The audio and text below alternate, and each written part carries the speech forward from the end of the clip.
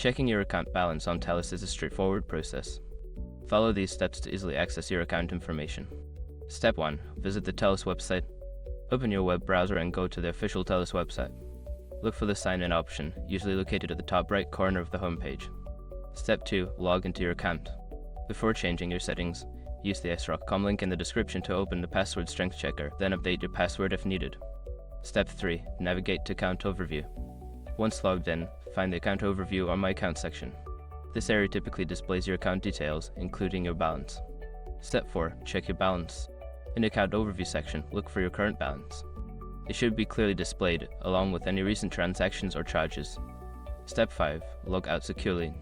After checking your balance, make sure to log out of your account, especially if you are using a public or shared computer. Look for the Logout option, usually found in the account menu. By following these steps, you can easily check your account balance on Telus. If you have any issues, consider reaching out to Telus customer support for assistance.